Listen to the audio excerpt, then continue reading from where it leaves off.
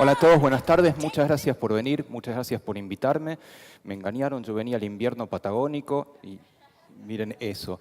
Pero la verdad estoy muy contento, para mí es maravilloso salir del laboratorio y contar un poco lo que hacemos y un poco lo que pensamos, pero suelo tener un problema en las charlas. En general, yo soy científico, soy biólogo, y la mayoría de las charlas que doy en algún lado del título dice esto, ¿no? Dice ciencia. Y encima no solo soy científico, soy neurocientífico, laburo con el cerebro y un poco me puedo imaginar qué está pasando en el cerebro de la gente frente a determinados estímulos.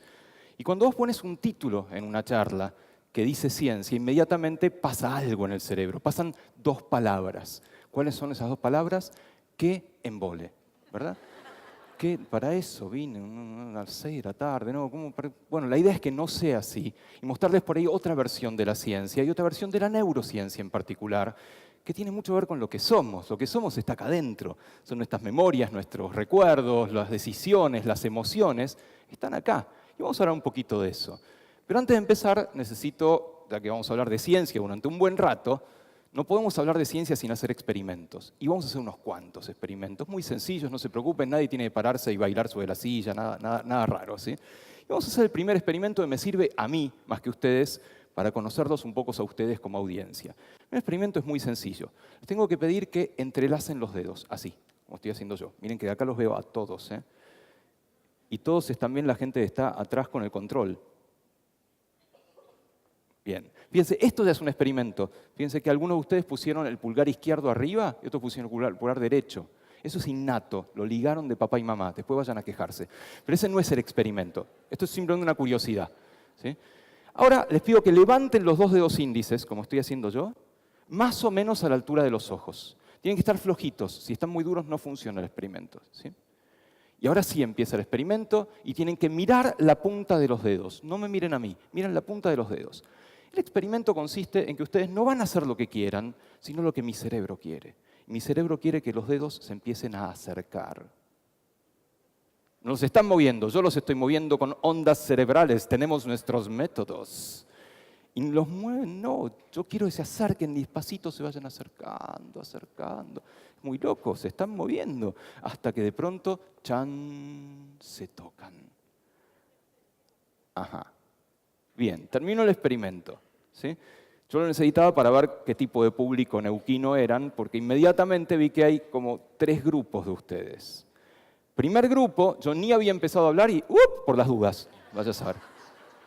Segundo grupo, despacito, tiqui, tiqui, tiqui, tiqui, se fue acercando, ahora vamos a ver por qué. Tercer grupo, a mí no me jode, conmigo no, más que ciencia ni ciencia. Sacando ese grupo de escépticos, ¿sí?, no tan recomendables para la ciencia, este experimento es una pavada, en realidad. La posición relajada de un dedo no es esta, es esta. Con lo cual, si ustedes se relajan de verdad, los dedos se van a relajar y se van a tocar. Es así de sencillo. Y así de sencillo, con esto pueden ser el alma de la fiesta, ¿sí? Tener a todos a sus pies.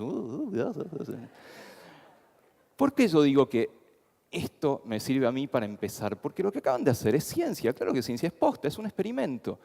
Y la ciencia sirve para esto. En realidad, en resumen, la ciencia sirve para esto. ¡Charán! Y ustedes ahora tienen que decir, ah, sí, claro. Manga de chantas, ¿eh? Como todo el mundo sabe, esto es el oráculo de Delfos, o sea, conócete a ti mismo. Y de eso se trata la ciencia, de entender lo que hacemos, lo que no hacemos, lo que decidimos, lo que sentimos. ¿Y no es maravilloso eso? ¿No está buenísimo? Más allá de la ciencia profesional, más allá de lo que yo o muchos otros hacemos en el laboratorio. Entender lo que hacemos, ¿no es grosso? Realmente que sí. Y vamos a complicarlo un poquitito más con un experimento adicional. Este es un poquito más complicado que el anterior, ¿sí? Les voy a pedir que hagan esto, lo que dice ahí. No se rían. Fuercen una sonrisa. Miren que... Y ahora, mientras fuerzan una sonrisa oreja a oreja, y no los veo a todos, no viendo mucho, señor fotógrafo. Ahora, mientras fuerzan esa sonrisa, les pido que se hagan una pregunta. Ojo. Se hagan una pregunta posta, y la pregunta es esta. ¿No se sienten mejor? Miéntanme, digan sí o sí, nunca me sentí tan bien. Pero posta, a ver, experimento control. Experimento. Claro que se sienten mejor, ¿no es muy loco eso? Es más, podríamos hacer el experimento contrario. Si tienen un lápiz o un dedo, o el dedo del señor de al lado, lo agarran y se lo ponen acá, entre el labio y la nariz, y lo apretan. Y ahora se van a sentir mucho peor, pero mucho peor. Enseguida vamos a explicar este experimento. Pero antes de explicarlo, les pido que lo compliquemos un poquito más. En lugar de hacer sonrisa entera, vamos a hacer 7 de espada o 7 de oro. Si alguno tiene cirugías o botox para un lado, le va a costar. Asumamos que no, público joven. Ahora tengo 2 preguntas. Una es fácil. ¿Alguna de las 2 semisonrisas se siente tan bien como la sonrisa entera? No lo piensen, háganlo. Contra Ese es fácil, no. La sonrisa entera es mejor. Y ahora viene un poquito más complicada.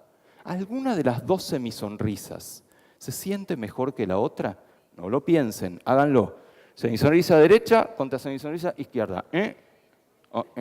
No que sea más fácil de hacer, ojo, que se sienta mejor. A ver, ¿cuántos por semisonrisa derecha? ¿Cuántos por semisonrisa izquierda? ¿Cuántos no saben o contesta? Unos cuantos. Sea como sea, si lo hacen tranquilos, posta, en su casa, van a ver que una de las 2 semisonrisas se siente mejor. Eso tiene que ver con un mito del cerebro que ustedes seguro escucharon y seguramente repitieron, que es que no tenemos un cerebro sino 2. Un cerebro izquierdo y un cerebro derecho. Y es más, uno de los 2 es el serio, el racional, y el otro es el emocional. ¿Por qué digo es un mito? Porque no es cierto, sino que es una exageración. De hecho, sí hay 2 hemisferios cerebrales, el cacho izquierdo y el cacho derecho. Resulta que el hemisferio izquierdo controla el semicuerpo contrario a esta semisonrisa. Y el hemisferio derecho, controla a esta. Si una de las 2 semisonrisas se siente mejor que la otra, quiere decir que hay algo de cierto en ese mito, que los 2 cachos del cerebro parecen funcionar distinto. Vamos a volver sobre esto. Pero esto les permite hacer un experimento adicional. Tienen que agarrar y sacar una foto de una persona sonriendo, por ejemplo, esta. Y ustedes tienen que decir, porque es mi hijo.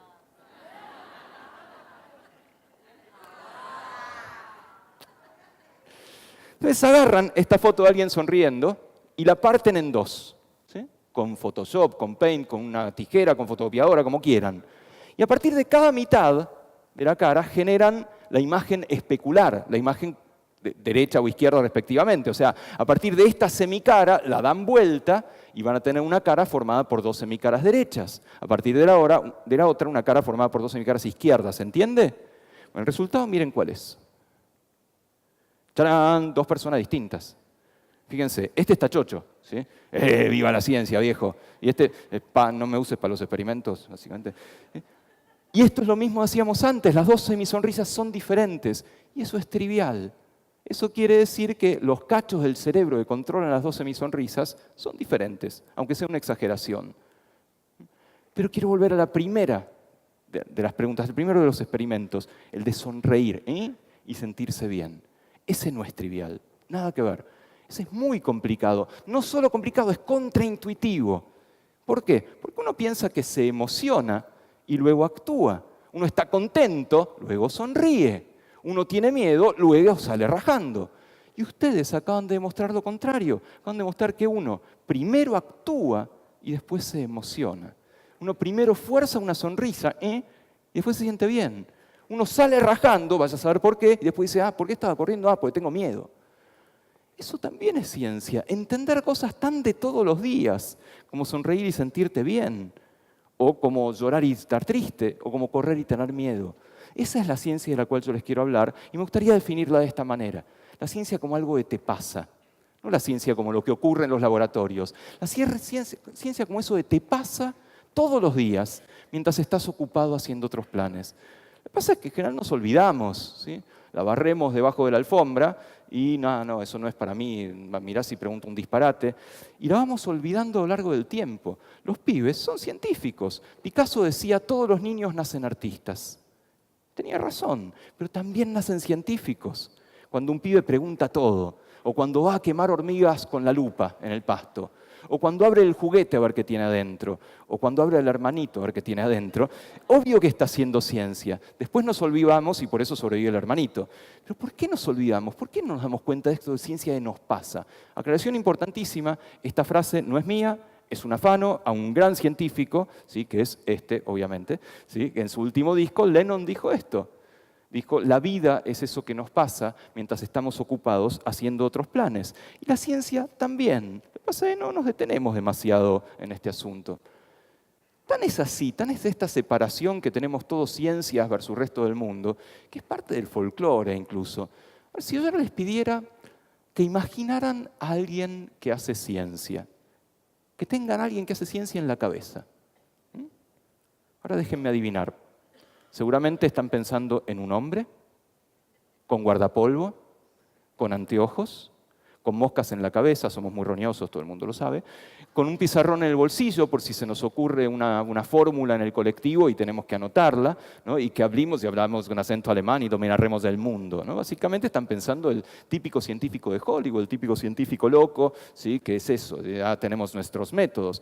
Por suerte ha cambiado un poco este arquetipo de Hollywood del científico. No sé si notaron en las últimas películas, en las últimas series, al final, en algunos casos, el científico se queda con la chica. Mentira, eso no ocurre nunca. Pero bueno, licencia poética. Pero si ahora les cambio el experimento y les pido, ahora imaginen a 3 científicas. Chan, chan, chan, chan, chan, chan, chan, chan, chan, chan. Tachen a Marie Curie. Los cagué, ¿viste? No hay. Es muy loco esto, ¿no? Este arquetipo tan fuerte que hay de ciencia, que la hacen hombres, que no se entiende nada y que viene un poco para arruinar la existencia. Tan es así que está presente en canciones, en literatura, en poesía. Voy a mostrar algún ejemplo de esto. Hace 4 discos de Fito Páez sacó un disco que se llamaba Confía. Bastante malo, pero no importa. Y en ese disco Confía hay una frase que dice exactamente lo mismo que yo les estoy diciendo. Y la frase es esta: pareces una flaca de exactas, explicando lo que no hay que explicar. Traducción: pareces una estudiante de ciencias que viene a romper las bolas.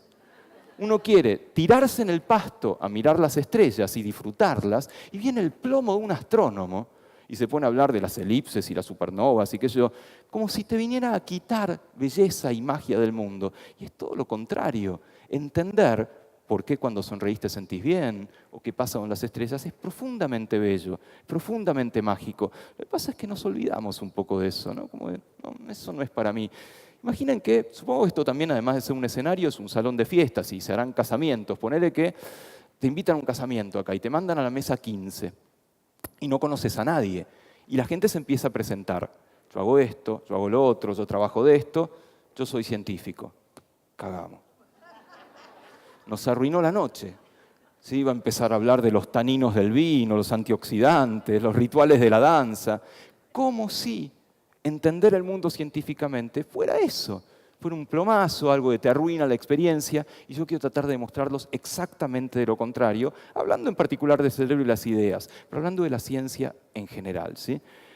¿Y qué pasa con la tecnología si la ciencia está tan separada del resto del mundo? Y la tecnología mucho más.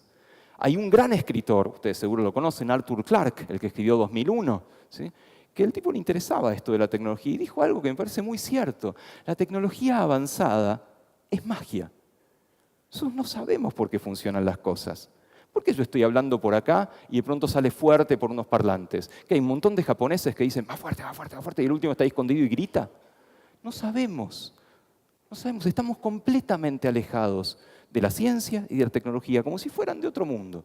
Y no está bueno eso. Y por eso yo les propongo esto, pensarnos a nosotros científicamente. Vamos a ver un poquitito cómo es que nos pensamos científicamente, ¿sí? Por otro lado, esto de los dos mundos, ¿sí? Ciencia y tecnología de un lado, el resto de los mortales del otro, está súper presente en la literatura. Y les quiero mostrar un último ejemplo literario, una novela de un francés que se llama Michel Houellebecq, de paso se las recomiendo mucho, novela que se llama Las partículas elementales, ¿sí? El librito está por acá atrás, que tiene 2 personajes principales, son 2 hermanos. Uno es un bioquímico, biotecnólogo, un científico, y el otro es un crítico literario, o sea, la otra parte del mundo. Y acá hablamos nosotros, habla el crítico literario y dice: no sirvo para nada. No tengo idea de cómo se hacen las salchichas o los teléfonos.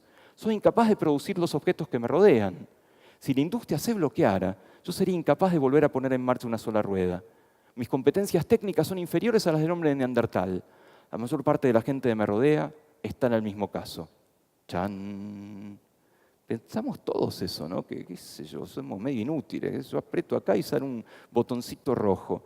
Pero no tengo idea de cómo ocurre eso. Y no está bien. No está bien alejarnos tanto, no de los detalles, pero sí de las preguntas generales. Si vos sos un científico, si el científico no te puede explicar cuál es la pregunta que le quema las pestañas, por qué va corriendo todos los días al laboratorio, al campo, donde fuera, algo está mal con el científico, no con vos. Por supuesto, los detalles son otra cosa, pero la pregunta de un científico debiera ser accesible a todos y todos debiéramos estar interesados en esas preguntas, ¿sí? Entonces, si hay responsables de esto, somos nosotros, los científicos. ¿Y qué podemos hacer? Un montón de cosas. Por ejemplo, contar lo que hacemos. ¿Qué quiere decir esto? Parece un trabalenguas, ¿no? Considerar que contar lo que hacemos es parte de lo que hacemos. Y para la mayoría de los científicos no es así. Piensan que se hace en el tiempo libre o es una pérdida de tiempo. Eso decían nuestros próceres de la ciencia, Usai, Leluar y amigos. No consideraban que había que contarlo. Sin embargo, las generaciones más jóvenes, por suerte, sí lo piensan y están bastante activas en esto de contar lo que hacen. Por otro lado, dado que esto es una celebración de cumpleaños de un diario, está bueno hablar un poco de la eterna lucha entre el bien y el mal, o sea, la ciencia y el periodismo. No es una eterna lucha y está cambiando mucho, afortunadamente, ¿sí? Pero tradicionalmente, ¿sí?, había una cierta pica. Los científicos no daban notas porque decían, y no, van a tergiversar todo lo que digo. Y los periodistas decían, no, este me va a hablar en ladrillos. Y yo no puedo después eso contárselo a la gente. Hoy eso ha cambiado. Ahora hay periodistas científicos profesionales que funcionan un poco como bisagra entre la ciencia y el público. De hecho, hay una historia. Cuando vino Einstein de visita a Argentina, vino en 1925, el tipo ya era un superstar, ¿sí?, un héroe del rock, pues había demostrado su teoría, etcétera, etcétera. Y entre otros le invitó el diario La Prensa. Y había que acompañarlo, le tenían que poner a alguien que lo siguiera, que lo ayudara un poco, a un periodista, idealmente para después hacer la crónica. Y los tipos dijeron, ¿y a quién le metemos a este para acompañarlo? Y finalmente, ¿a quién pusieron? Y al de deportes, y total no se iba a entender una goma. O sea, a Einstein lo acompañaba el periodista de deportes. Hoy eso no ocurriría. Hoy habría gente más especializada contando un poco la ciencia, y de hecho está funcionando bastante bien. ¿Qué más tendríamos que hacer? Participar en actividades comunitarias, ir a la escuela. Los científicos no vamos a la escuela mucho, no vamos a ferias. O bien, comunitarias quiere decir también ir al club y hablar con los amigotes de tu experimento que te está dando bien o mal, y no solemos hacerlo. ¿Qué más podríamos hacer? Por supuesto, aceptar invitaciones del diario Río Negro y venir a Neuquén a charlar un rato con ustedes, ¿sí? Pero hay algo de la ciencia que la hace difícil. Aclaración que me olvidé de hacer, ¿sí? Por más que me concentre mucho, como verán, me apasiona y empiezo a hablar a los pedos. Con lo cual, párenme con cualquier cosa que quieran contar, criticar, preguntar, no esperen al final de ninguna manera, así que pregúntenme o comenten lo que tengan ganas. Les decía que todo muy lindo hasta ahora, pero algo tiene la ciencia que la hace difícil, complicada, extraña, y acá hay algunas hipótesis de la ciencia, ¿sí?, de lo que la hace difícil. Bueno, no voy a contar todas estas, pero primera hipótesis. La ciencia es difícil de comunicar porque cambia todo el tiempo. Otras disciplinas no cambian tanto. Disciplinas sociales, artísticas, y no hay algo que pase y te cambió la historia completamente. Con la ciencia sí. Y esto es un ejemplo biológico de una palabrita difícil, se llama apoptosis.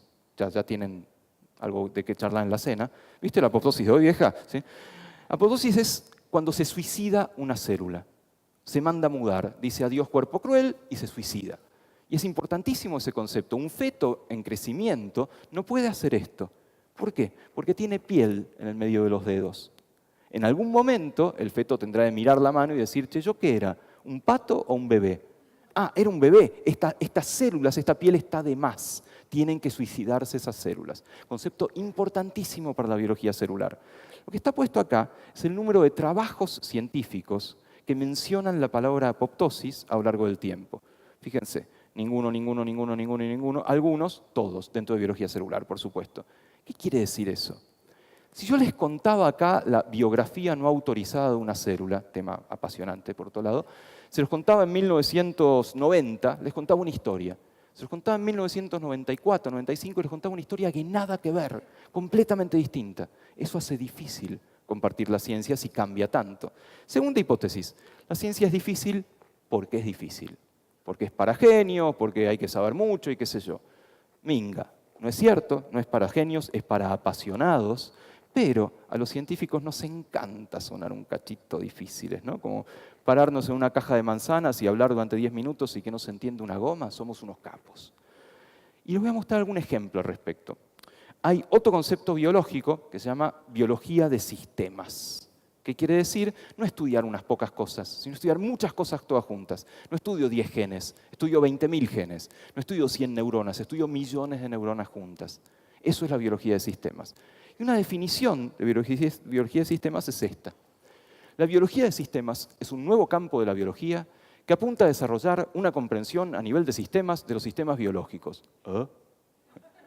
¿Quieren de nuevo? ¿Quieren sufrir? Eso claramente fue dicha por un gran científico como por ejemplo este, ¿no? No, esa es la definición de biología de sistemas del MIT, del templo de la ciencia, y es una porquería como definición. No sirve para nada, es circular, no dice nada, pero suena difícil. Somos unos capos. Mira, ¿querés que te hable de biología de sistemas, pequeña? Mira, la biología de sistemas es un campo de la biología. No sirve, pero nos gusta. Y no tenemos que hacer eso. No tenemos que hablar en difícil porque sí.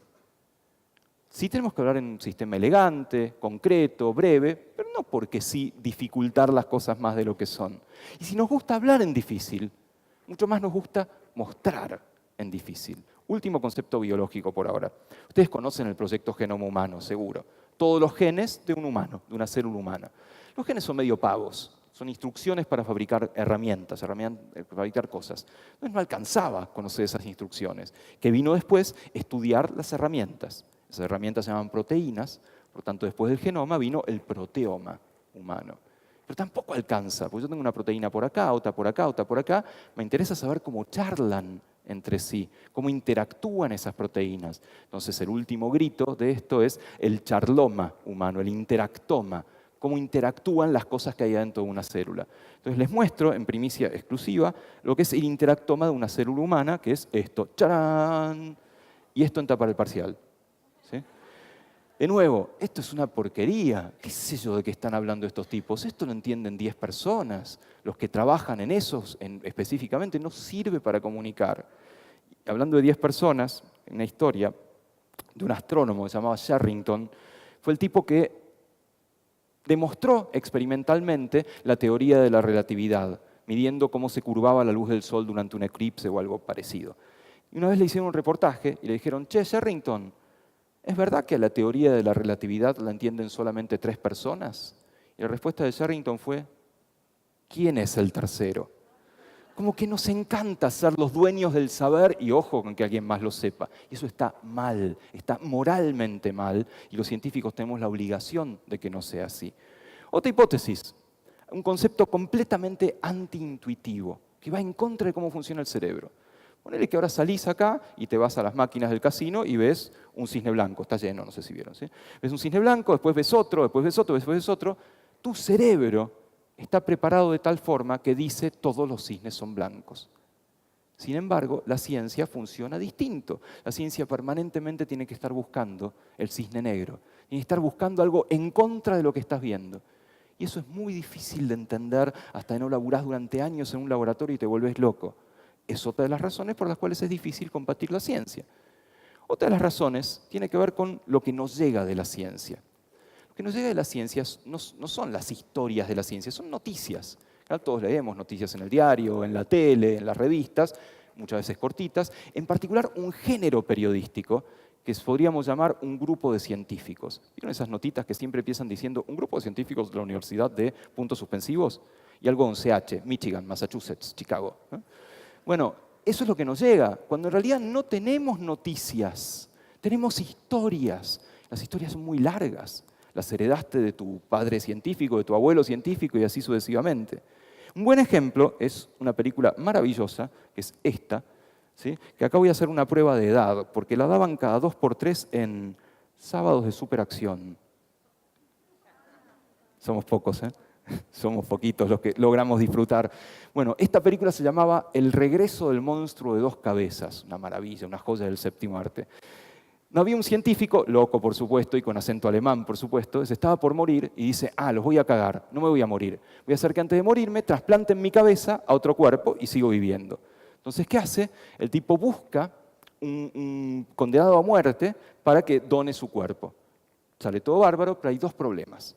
Primer problema, el condenado a muerte que le eligen es negro y obviamente el tipo este era recontra racista. Segundo problema, no le sacan la cabeza al preso, sino que dejan su cabeza y ponen la cabeza del científico acá, en el hombro. Entonces el tipo se despierta, ahí dice, la operación fue un éxito. Maldito negro. Es brillante, realmente yo me la pasaba viendo estas cosas. Y así salí, ¿qué vamos a hacer? ¿Sí? Ponele que se pueda hacer esto. Se puede hacer un trasplante de cabezas o de dos cabezas o lo que fuera. ¿Qué nos llegaría al día siguiente? Nos llegaría la noticia del monstruo de dos cabezas. No la historia. La historia de lo complicado que es juntar vasos sanguíneos, juntar nervios. ¿Estoy trasplantando una cabeza o estoy trasplantando un cuerpo a otra cabeza? Esa historia es complicada y no nos llega. No tenemos tiempo para compartir eso. Es otra de las dificultades a la hora de compartir la ciencia, de comunicarla. Y un par más, ¿sí? Lo otro, y acá me ayuda mucho mi amigo Asterix, ¿sí? Que he notado que las generaciones más jóvenes no lo conocen y se lo pierden. La mayoría de la ciencia que nos llega está contada desde hoy, como si todo hubiera ocurrido hoy o ayer. ¿Sí? Y nada, decimos, mirá qué pavada que decía qué sé yo. En lugar de tener una perspectiva histórica, ponernos en la cabeza de los tipos que descubrieron algo, una cosa o la otra, y ahí entenderlo. ¿Sí? Y entender cosas maravillosas, por ejemplo, basadas en Asterix. ¿Sí? Por ejemplo, el gran amigo de Asterix, que es este señor de acá, que se llama...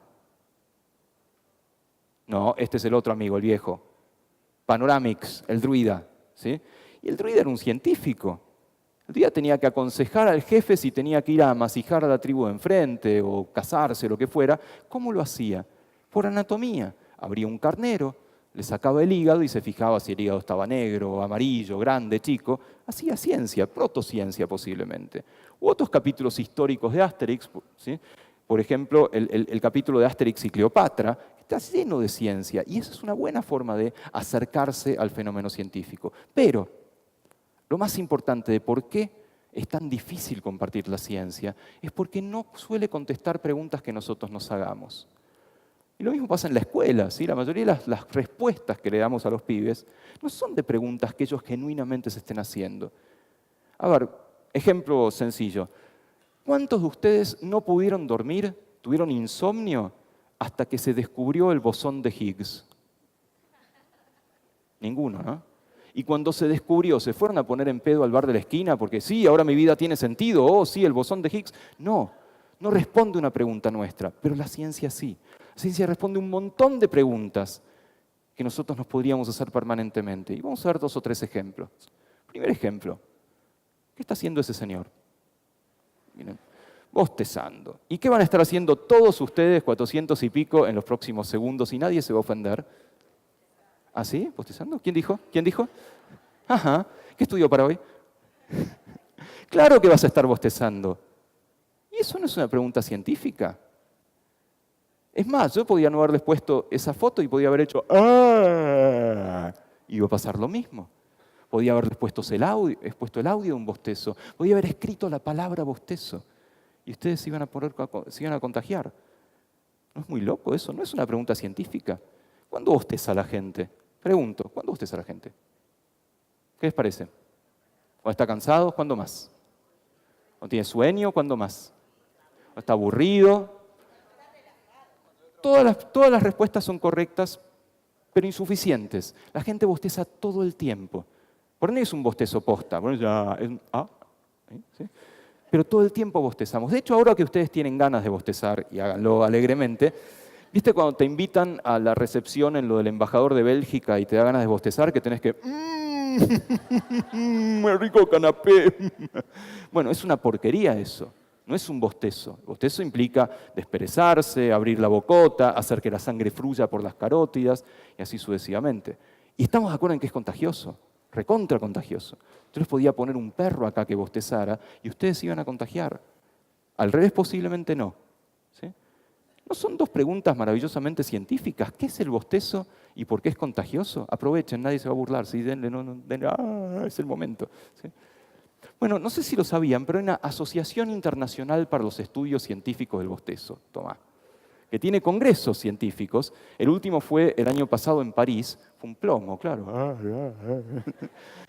Pero los tipos llegaron a la conclusión de las dos preguntas, tanto de qué es el bostezo como de por qué es contagioso.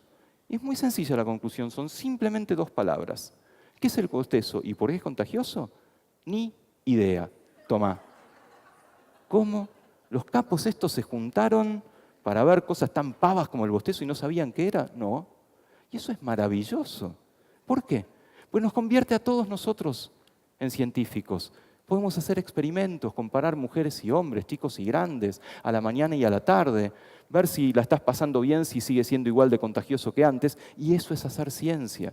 Y no es menos ciencia del bosón de Higgs, porque además es una pregunta de por ahí te interesa o te mueve algo. Y vamos a ver otras cosas. Por ejemplo, podríamos recorrer nuestra casa y buscar la ciencia que está dentro de casa. Por ejemplo, ir al baño. Y yo les pregunto, ¿cuántos de ustedes cantan cuando se bañan? Ajá. Reformulo la pregunta. ¿Cuántos de ustedes se bañan? Gracias. No sabía esa costumbre neuquina. Si se bañaran, cosa que la ciencia recomienda, si de vez en cuando al menos, ¿les parece que les gustaría cantar o alguna vez cantaron? Todo el mundo alguna vez cantó, le gustó o escuchó a alguien cantar. ¿Por qué? ¿Por qué la gente canta en la ducha? ¿Qué les parece? Pero podrías estar relajada en otro lado y no cantás. Podrías estar relajada en tu cuarto, en el balcón, en la cocina, y en general no cantás. En la ducha sí. ¿Por qué?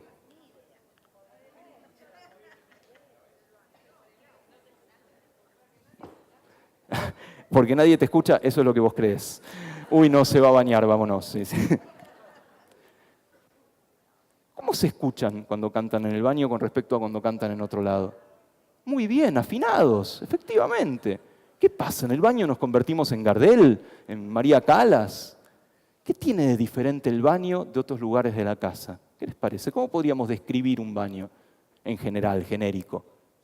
Es chiquito, fenómeno. ¿Qué más? Cerrado, sí, chico y cerrado. ¿Qué más? Las paredes, ¿cómo son con respecto a otros lugares de la casa? ¿Son iguales? No. No suelen tener ladrillos o madera las paredes del baño. Suelen tener azulejos o cerámicos. Entonces, si uno canta en un lugar chiquito contra azulejos o cerámicos, ¿qué es lo que sucede? El sonido rebota. Pónganle que todos nosotros fuéramos un coro de 400 personas. Y hay dos que cantan como el orto. No vamos a decir quiénes, no se preocupen. ¿Vamos a escuchar esos dos si cantamos todos juntos? No. ¿Por qué? Porque se promedia con el resto.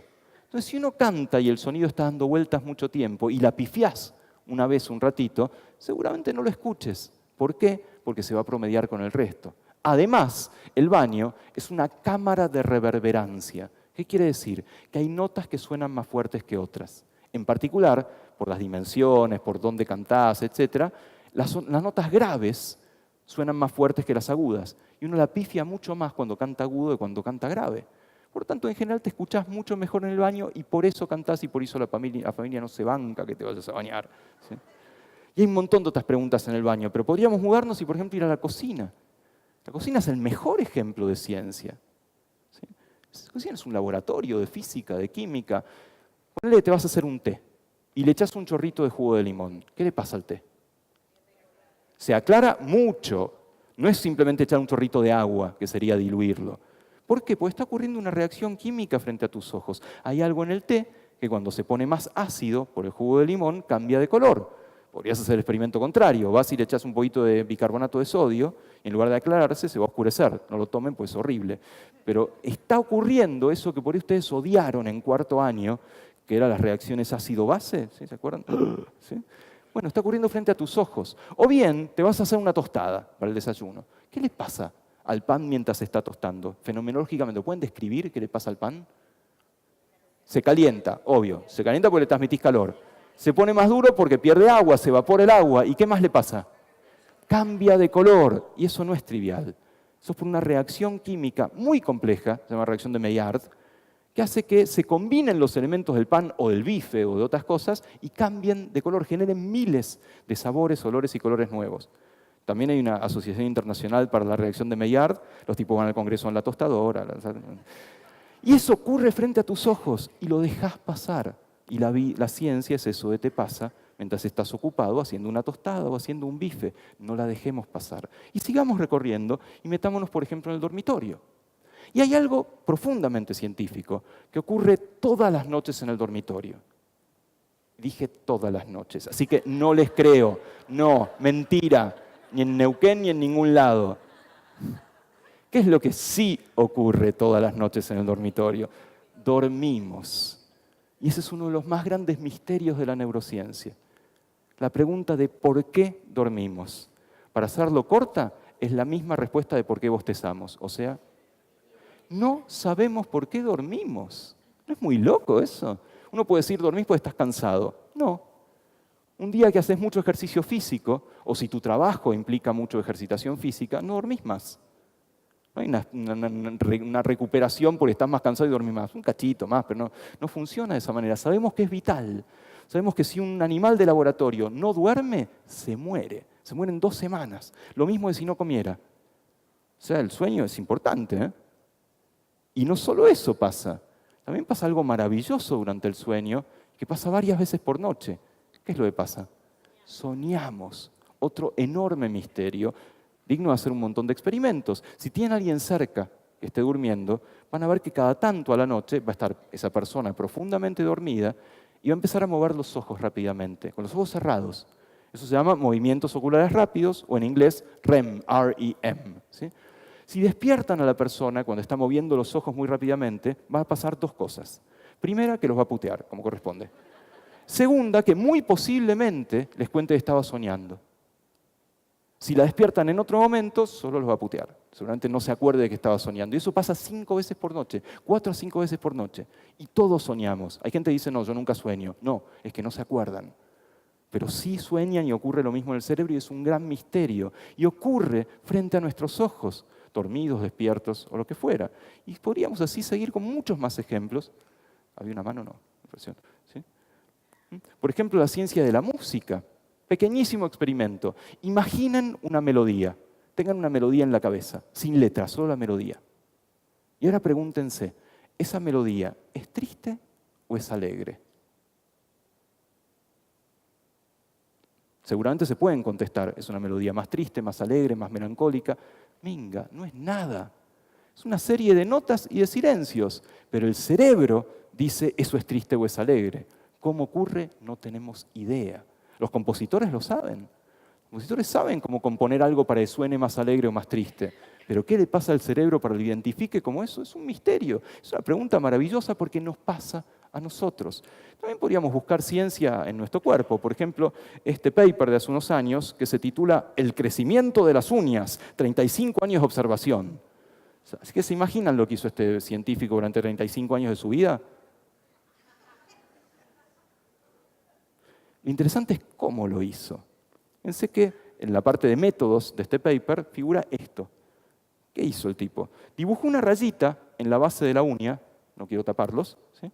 Y esperó a que esa rayita llegara a la punta del dedo. Entonces, ¿qué tenemos? Distancia sobre tiempo. Distancia sobre tiempo es velocidad.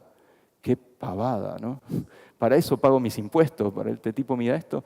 ¿Es una pavada? ¿Es una pavada medir el crecimiento de una parte del cuerpo? ¿Podemos medir el crecimiento de los músculos? No. ¿Podemos medir el crecimiento de los huesos? No. ¿Podemos medir el crecimiento del pelo? No, hace mucho. Perdón, me pone emocional esta parte. Pero sí de las uñas, que están vivas. Y podés ver un montón de cosas, comparar mano derecha, mano izquierda, chicos y grandes, si estás enfermo. Eso es una pregunta recontracientífica que está a tu alcance. Y posiblemente lo más interesante sea cuando nos empecemos a preguntar cosas sobre nosotros, nuestro cerebro, nuestra neurociencia, la neurociencia de la vida cotidiana. Metámonos un cachito en el cerebro. ¿Sí? En principio, ¿qué hay acá adentro? Hay números, y números astronómicos, muchos ceros. Hay millones y millones de células de neuronas, muchas más conexiones, muchas más charlas. No solo eso, las charlas se generan segundo a segundo y cambian. El cerebro cambia permanentemente a lo largo de toda la vida. Por estar hablando con ustedes, mi cerebro está cambiando. Y el cerebro de ustedes también, por estar escuchando o pensando o lo que fuera. Muy loco eso. Se cree que el cerebro es el objeto más complejo del universo, con tantos ceros metidos ahí adentro. Y lo loco es que todo eso está en una cosa arrugada, chiquita, fea, de morondanga. Es esa cosa que la ves en la góndola del supermercado y no te da ganas de hacer ravioles de seso. Cosa. Es muy loco, ¿no? Que todo lo que somos sea esto, una porquería arrugada. Acá está más rosadita, a veces la ves más gris o lo que fuera. Tan chiquito eso, es que es complejo la inferioridad, ¿no? A ver, tan chiquito, ¿cuánto pesa esto? ¿Cuánto pesa el cerebro adulto en promedio? ¿Qué les parece? Escucho ofertas. ¿Cuánto pesa el cerebro adulto humano en promedio? 3 kilos. ¿Quién da más? ¿Quién da menos? No. 1 kilo. ¿Quién da más? ¿Quién da menos? 800 gramos. Vamos que vendo. 300 gramos. Bien.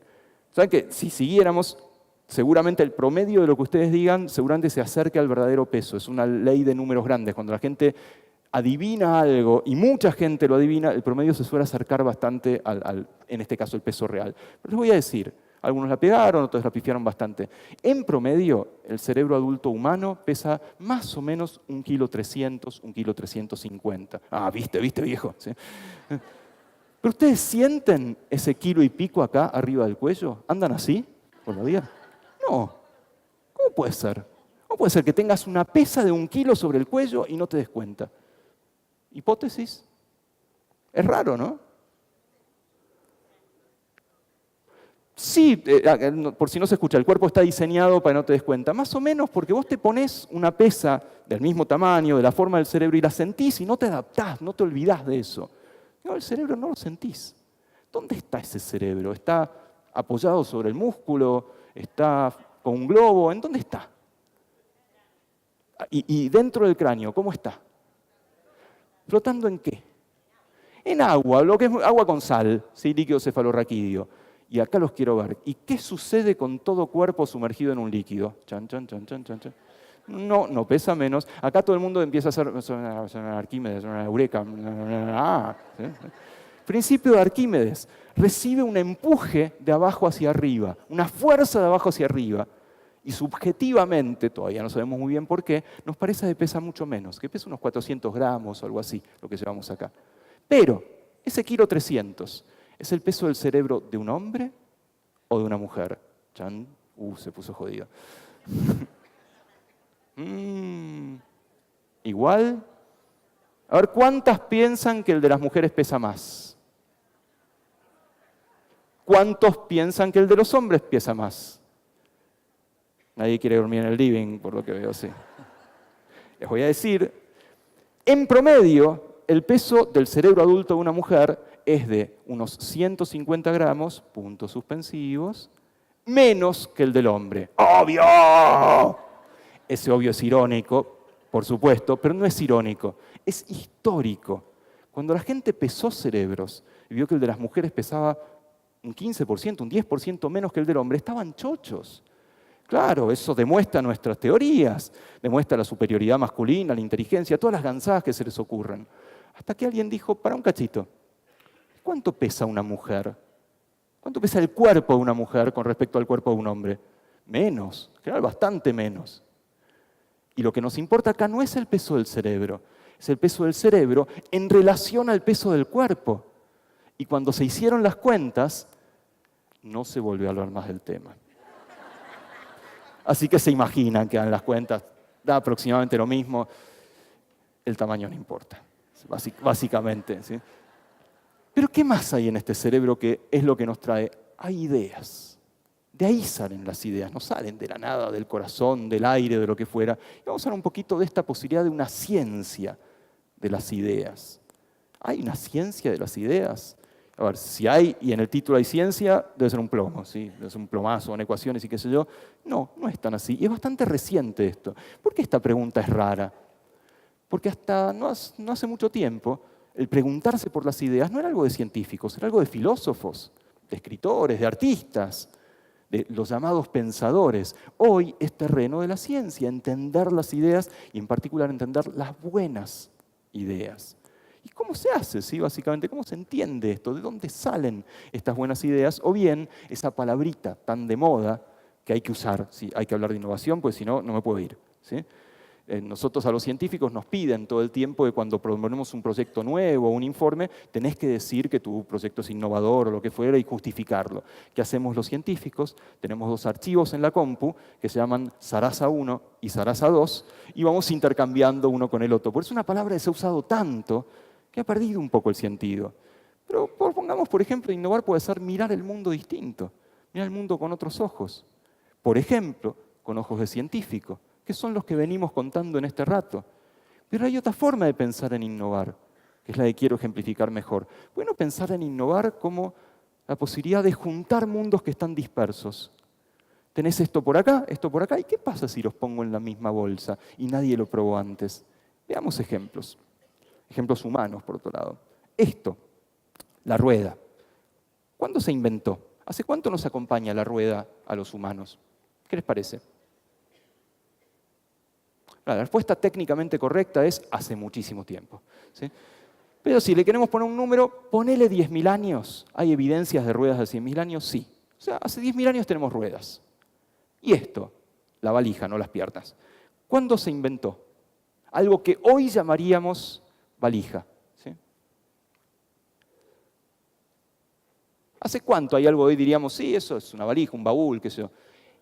Es bastante anterior, ¿sí? Es medieval la valija, ¿sí? Ponele el año 1000, en el año 1000 había cosas que eran parecidas a baúles, que hoy diríamos, eso es una valija. ¿Sí? Y esto, que es lo que me equivoqué, ahí sí, eso, la valija con rueditas, no las piernas. ¿Cuándo se inventó? ¿De cuándo es la primera patente de una valija con rueditas?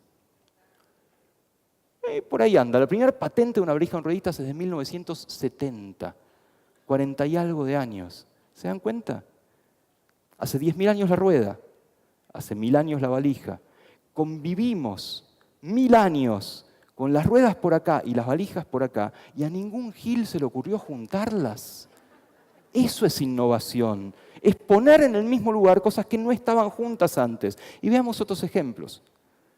Yo voy mucho al cine, a veces voy con mis hijos, a ustedes les pasará también que toman esas gaseosas enormes y en el medio de la película, ¿qué pasa? Tienen que ir a hacer pis. Siempre en la peor parte de la película, ¿viste? Cuando Kung Fu Panda está por descubrir que el ingrediente secreto de la sopa de papá es nada. ¿Les spoileé? ¿Alguno les spoileé? Perdón si no la vieron, pero... Y te perdés ese cacho y odias, pero tenés que ir a hacer pis y qué sé yo, pero no te lo perdés más. ¿Por qué? Porque alguien innovó, juntó mundos y patentó el cine que sigue en el baño. Ah, entonces vos elegís a qué cuarto vas de acuerdo a la película que estabas viendo y no te perdés nada. No va a ganar el premio Nobel posiblemente, pero innovó, juntó mundos que estaban dispersos. Y ahora salís del cine y empieza a llover, estás con tu mochila ahí, qué sé yo, y te empapás, porque se larga a llover muchísimo. ¿Te empapás? No. ¿Por qué? Porque tenés la mochicapucha. Juntaste el mundo de las mochilas con el de las capuchas e innovaste de esa manera. O bien, a mí me gustan mucho las papas fritas Pringles, ¿vieron esas que vienen en el tubo? Y odio cuando se acaban. ¿Viste? Tenés que meter la mano ahí adentro, se rompen todas, es una porquería. Hasta que viene un coreano y te patenta las Pringles con piso levantable. Entonces se van acabando y vas levantando el piso y quiere una milady y quedás como un duque. Está bien, no es rocket science, no vamos a llegar a la luna con las Pringles con piso levantable. Pero es innovación. O último ejemplo. Mañana estábamos hablando de tostadas, te haces el desayuno y te haces una tostada, la cortás con el cuchillo, todo dormido, se te quema, qué sé yo. ¿Por qué? Porque no habías innovado y no conocías al cuchillo tostador. Que a medida que va cortando el pan, lo va tostando. ¿No es una buena manera de pensar en innovación, juntar mundos que están dispersos? Y todos lo hacemos. ¿Y de dónde salen esas ideas? ¿Cómo se hace esto? Si ustedes van a los libros de historia de la ciencia, les encanta decir que, y a muchos otros, que esas ideas vienen de los sueños. Durante los sueños viene algo, una musa y te sopla una idea maravillosa. Vamos a ver algún ejemplo de esto. Por ejemplo, un ejemplo de la química que tiene que ver con este señor, químico orgánico, llamado Kekulé. Y el chiste de los químicos es Kekulé y su hijito. perdón. Esta es una jornada seria y cultural, perdón. Sé que no debo. Bueno, Kekulé tenía que encontrar una estructura química, ¿sí? Que era la estructura del benceno, lo que está en los encendedores. Y el tipo laburó varios años en entender esta estructura y no la pegaba, la pifiaba, no pasaba nada, hasta que, cuenta Kekulé, soñó una noche con este bicho, un monstruo mitológico, la serpiente que se come a sí misma, el ouroboros, o el dragón que se come a sí mismo. Y se despertó y dijo, soy un nabo. Yo estaba tratando de encontrar la estructura del benceno como si fuera lineal. Y si fuera un ouroboros, si se come a sí misma y es una estructura redonda, hizo los experimentos, hizo los cálculos y descubrió la primera estructura redonda, cíclica, de la química orgánica e inventó una química nueva directamente. ¿Será verdad? ¿Será que el tipo de verdad soñó con el ouroboros, se despertó? Ponele que sí. Pero lo importante de esta historia es algo que yo dije muy rápido. El tipo trabajó años en la estructura del benceno. Por eso pudo interpretar el ouroboros en que, ¿será que esto es una estructura redonda como el terdragón? Ese es el kit. Segundo ejemplo, también de la química, y acá los impresionables, tápense los oídos porque les voy a hablar de la tabla periódica de los elementos. Invento maravilloso, realizado por un ruso chiflado llamado Dmitri Mendeleev, que laburó toda su vida en la tabla. El tipo iba con cartas, con los elementos y hacía como solitarios, a ver si la pegaba, no la pegaba, ¿sí? Y no la pegaba. Él quería hacer una cosa tipo el Señor de los Anillos, quería una tabla para contenerlos a todos, ¿sí? Y no la podía lograr. Y cuenta que Mendeleev, que estaba una tarde en su casa, sentado en un sillón frente al fuego, y de pronto las llamas del fuego empezaron a bailar y empezaron a hablarle. Lo que no cuenta Mendeleev es la cantidad de botellas de vodka que tenía al lado del sillón, pero es detalle. Y las llamas le decían, Dimitri, eres un gil, tú quieres hacer una tabla para todos los elementos y no conoces a todos los elementos. Tenés que hacer una tabla incompleta, con agujeros, para que después venga un ñato, descubra un elemento nuevo y tenga dónde meterla. Dicho y hecho, Mendeleev inventó una tabla semi vacía para que después vinieran otros y la fueran llenando. Y fue un invento tremendo. ¿Le habrán hablado las llamas, de verdad? Tal vez sí, no nos pongamos escépticos. Pero ¿cuál es el kit de la cuestión? Laburó toda su vida en la tabla. Entonces pudo interpretar eso que decían las llamas para entender esto. Y último ejemplo tiene que ver con la ciencia aplicada. El gran científico aplicado de la historia, posiblemente el tipo con mayor densidad de patentes, es Edison, Thomas Edison. El tipo cuenta que cuando se le tenía que ocurrir una idea para patentar, patentes muy sencillas, por ahí era agarrar una patente de otros, moverle un tornillito y iba lo patentado como algo nuevo. Se iba a su sillón de los inventos y se dormía en el sillón. Pero se dormía con algo en la mano y abajo ponía algo que hiciera mucho ruido. Entonces cuando se dormía completamente, ¿qué pasaba? Se le aflojaba la mano, se caía lo que tenía en la mano, hacía mucho ruido, se despertaba con una idea maravillosa, iba y la patentaba. Andaba Edison. Seguramente exagera un poco, pero tal vez no tanto, porque su cabeza estaba permanentemente buscando esas pequeñas innovaciones, esos pequeños cambios robados a otros o propios o lo que fuera, y durante el sueño se podía dar el lujo, como vamos a ver enseguida, de que esas ideas se conectaran. El patrón es siempre el mismo, y vamos a seguir hablando de este patrón de las buenas ideas.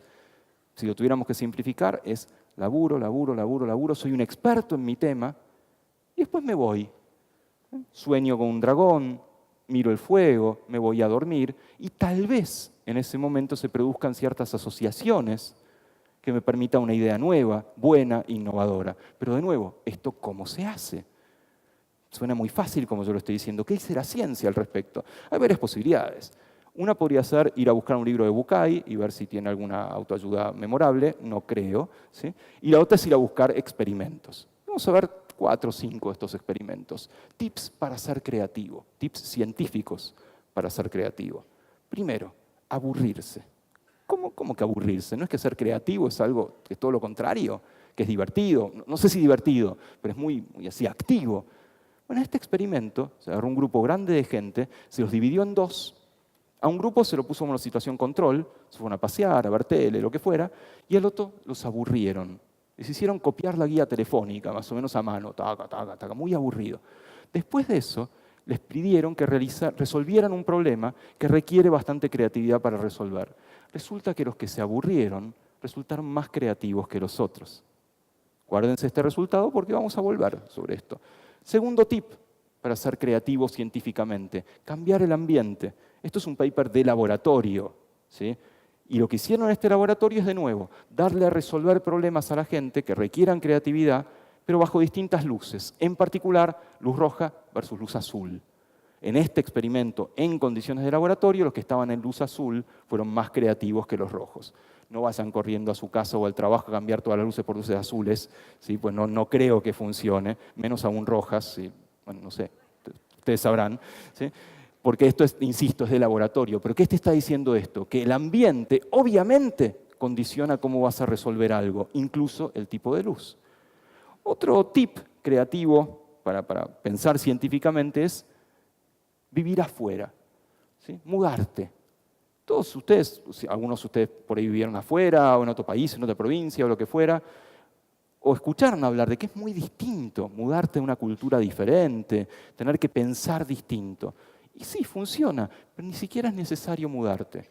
Pensar en vivir afuera también te hace ser más creativo. Si yo ahora les pidiera, hagan una composición tema Mi vida en Singapur, y ustedes se pueden escribir, bueno, me despierto, desayuno lombrices,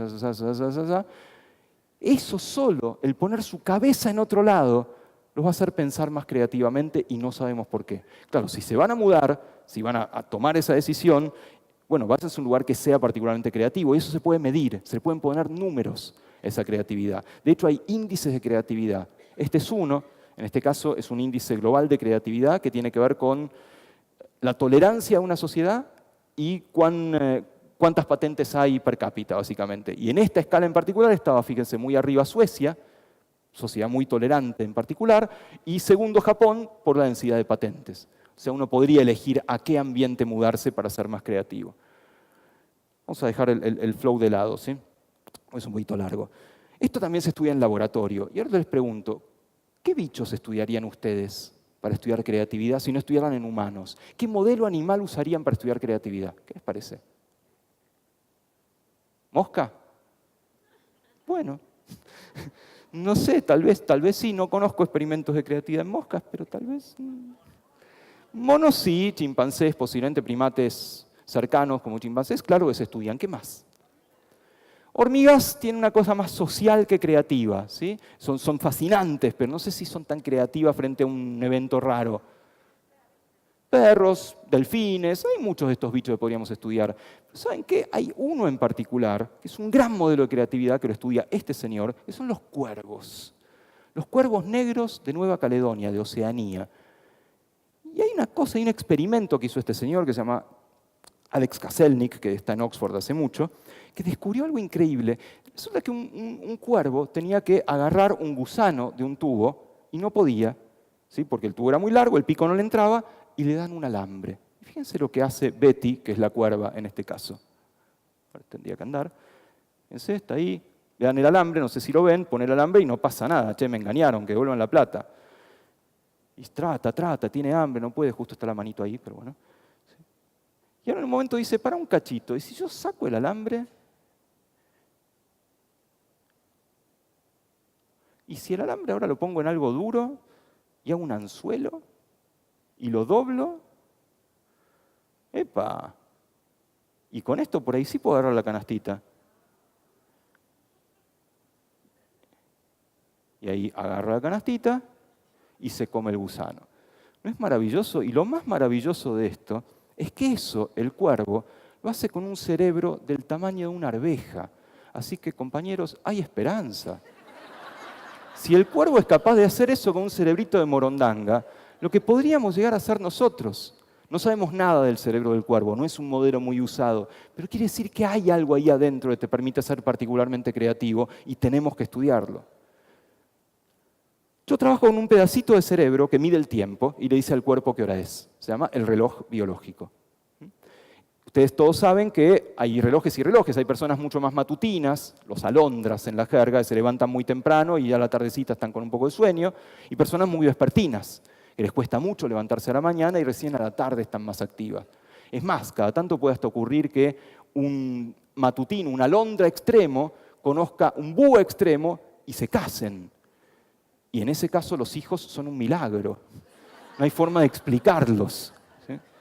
Pero más allá de esto, Ustedes saben, cada uno sabe si es más o menos matutino o más o menos vespertino. Si les preguntaran a qué hora querés hacer algo, a qué hora querés salir a correr, la respuesta es nunca, en mi caso. Pero, ¿a qué hora querés salir a jugar al fútbol? ¿O a qué hora querrías dar un examen? Y uno diría, y de acuerdo a mi reloj, soy una persona más vespertina y vayamos a las 7 de la tarde. O soy muy matutino, tomame el examen en la primera hora. ¿Sí? Y está bien. Pero si uno quisiera ser más creativo, resulta que tiene que ir al revés. Tiene que ir en contra de su reloj. Los alondras son más creativos a la noche y los búhos son más creativos a la mañana. Como que confundir al cerebro lo pone más creativo. Y tiene mucho que ver con aburrirlo, ¿no? O sea, aburrirlo, confundirlo, cambiarlo de tiempo, y ya que estamos, vamos al extremo, que ese cerebro esté dormido o en pedo. Y funciona. Eso es lo extraño. Esto lo voy a negar frente a la prensa, sí, esto de que hay que estar en pedo para ser creativo, ¿sí? ¿No? Pero en experimentos de este tipo, lo que se muestra es esto, que un cierto grado de somnolencia te llega a resolver ciertos problemas un poco mejor. Y un cierto grado de alcohol en sangre, no estar en pedo de ninguna manera, tal vez también, siempre y cuando seas un experto en ese tema. El patrón es siempre el mismo. Laburo, laburo, laburo, laburo. Soy un experto, trabajé 10.000 horas en esto, posta, 10.000 horas, y después me voy. Me voy a dormir, me aburro, voy en contra de mi reloj, me voy a tomar algo con los amigos. Tal vez en ese momento aparezcan buenas ideas, solo tal vez, y no sabemos cómo, ¿sí? Vamos a pasar esto de lado. Y efectivamente, de pronto aparece esa idea. Y hay una palabra para mostrar esas ideas que aparecen de pronto, que lamentablemente tenemos que usar una palabra en inglés, que es insight, porque en castellano no tenemos una buena palabra. El diccionario nos dice todas estas. ¿Sí? Si yo estuviera a decir insight en castellano, tendría que ser idea, reflexión, comprensión intuitiva, inspiración, percepción intuitiva, etcétera, etcétera. No sirve. Por eso uso insight. ¿Y de dónde sale ese insight? Vamos de nuevo a la historia. Pensemos de nuevo en ejemplos históricos. ¿Sí? Por ejemplo, este tipo, no sé si lo ven, Gutenberg, el que inventó la imprenta, revolucionó el mundo. ¿Y qué hacía Gutenberg antes de andar inventando imprentas por ahí? Iba por la calle diciendo, voy a inventar un joystick, la computadora, no, un auto, no, la imprenta. No, el tipo era prensero, prensaba frutas. Y después de años de prensar frutas, habrá dicho, che, si acá en lugar de uvas o damascos pongo una letra, y esa letra se puede mover de un lado a otro, y eso fue la imprenta. Segundo ejemplo, la invención del aeroplano, del avión por los hermanos Wright. ¿Qué hacían los hermanos Wright antes de andar inventando aviones? Eran bicicleteros. Y muy buenos bicicleteros, por otro lado. Los mejores bicicleteros. Entonces, un día Wilbur había venido y le dijo a Orville, che, Orville, ¿y si le ponemos alas? Y Orville debe haber dicho, Orville era el opa de la familia, ¿sí? No, ¿cómo alas? Sí, le pones alas. Y eso fue el primer avión. Una bicicleta con unas alitas que volaba 3 metros. Pero les vino después de ser los mejores bicicleteros. Y último ejemplo, la invención del velcro. ¿Sí vieron ese cierre que se usa mucho en sastrería? Se dice que lo inventó un señor llamado George de Mestral, que se fue a pasear con su perro por el bosque. Y cuando salió del bosque, el perro estaba lleno de abrojos. Entonces, mientras les iba sacando los abrojos uno a uno, porque no hay otra forma de sacar los abrojos al perro, el tipo dijo, ¿y por qué se le pegaron así? ¿Qué hizo? Era científico el tipo, entonces sacó el microscopio, tenía en el bolsillo, nosotros siempre salimos con el microscopio en el bolsillo, ¿no? Y se puso a ver cómo eran esos abrojos microscópicamente y vio esto, que eran como microanzuelitos que se pegaban unos a otros. Y dijo, ¡epa! ¿Y si esto lo uso para un cierre? ¿Un cierre no permanente? Bueno, sí, claro que sí, pero no a cualquiera se le ocurre eso. Este tipo era ingeniero, ¿sí? Trabajaba en abrasivos, en papel de lija. El patrón es el mismo. Y esto lo dijo un gran científico, Pasteur, dijo, la inspiración solo viene a las mentes preparadas.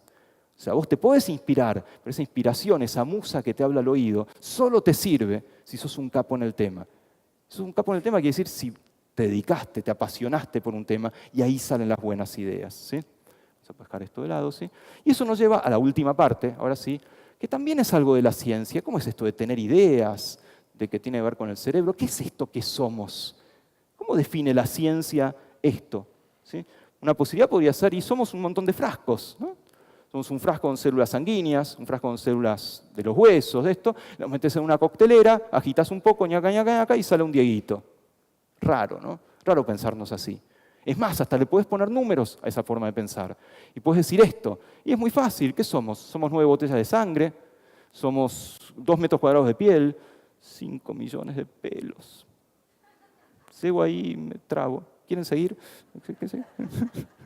Un balde de grasa y así. De nuevo, juntás todo eso y sale, no, yo no soy eso.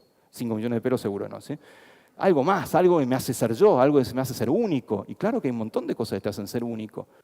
El iris, ¿sí? La forma de las rayitas que tenés en el ojo, las huellas dactilares, que son diferentes hasta en los gemelos idénticos, pues se van formando a lo largo de la gestación. ¿Qué más? Ciertas células del sistema inmune, la forma de hablar, la forma de caminar es individual. Y si vas muy a lo profundo, los genes, eso que ligaste de papá y mamá para hacer que vos seas vos. Y los biólogos estaban chochos con los genes, ¿sí? Y yo soy estos genes, son diferentes a los tuyos, son diferentes a estos otros. Es más, empezamos a encontrar relaciones entre nosotros y otros bichos. Por ejemplo, entre nosotros y otros primates, chimpancés, orangutanes, gorilas. Y ustedes seguro que oyeron hablar o leyeron esto de que somos 98-99% chimpancés. Y es verdad, porque el 98-99% de nuestros genes son iguales a los del chimpancé. Claro que es verdad, pero les tengo noticias. Así como somos 98% chimpancés, somos 50% bananas. Porque el 50% de nuestros genes es igual a los genes de las bananas. Elijan. Un día quieren levantarse más chimpancés, otro día más bananas, otro día más gorilas. Vaya a saber, ¿sí? Es absurdo pensarnos de esa manera, es absurdo pensarnos como soy el conjunto de genes. Tiene que haber algo más, tiene que haber algo que me haga ser yo y que no sea otra persona. Y claro, hay un montón de cosas que yo puedo hacer y otros no. Por ejemplo, ¿cuántos de ustedes pueden hacer esto? Doblar la lengua en U, a mí no me sale muy bien. Algunos, bien. ¿Sí? ¿Cuántos de ustedes pueden separar los dedos así? ¿Sí? En lugar de así, así. Algunos van a poder, otros no les va a salir. ¿Cuántos tienen nariz más recta, nariz más curva? Hoyuelo en la barbilla cuando sonríen. No me miren, no me miren. ¿Cuántos de ustedes el pelo les crece con un triangulito acá? ¿O bien les crece con una rayita? ¿Sí? ¿Cuántos de ustedes tienen pecas? ¿Cuántos de ustedes, este me sale bien, me pueden mirar? ¿Cuántos de ustedes pueden doblar el pulgar casi 90 grados? ¿Sí? Eso algunos van a poder, otros no. ¿Cuántos de ustedes cuando sonríen se les forman los vuelos acá? ¿Sí? ¿Cuántos de ustedes tóquense la oreja del lado de adentro? ¿Vieron que hay como un serruchito? Algunos van a tener un triángulo dentro de ese serruchito un poco más largo que el resto, otros no. ¿Sí? O bien, ya lo hicimos, ¿cuántos de ustedes se acuerdan? Podían poner el pulgar izquierdo arriba, el pulgar derecho. Me puedo meter con intimidades, por ejemplo, saber cuántos de ustedes tienen pelos en los dedos de los pies. No quiero saber, ¿sí? Básicamente. O bien, si seguimos con las orejas, hay gente que tiene las orejas más pegadas a la cara y otros más separados. ¿Vieron que hay gente que cuando camina aplaude? Bla, bla, bla. Bueno, todas estas son cosas que nos hacen ser nosotros, son mutaciones. Todos somos mutantes, todos tenemos diferencias. Pero no alcanza. No alcanza con las instrucciones que traemos de fábrica. Somos mucho más que eso. Somos lo que comemos, somos nuestra familia, somos si hacemos ejercicio, la escuela, nuestros amigos, el ambiente o la cultura. Somos esas dos cosas. Somos, por un lado, lo que traemos de fábrica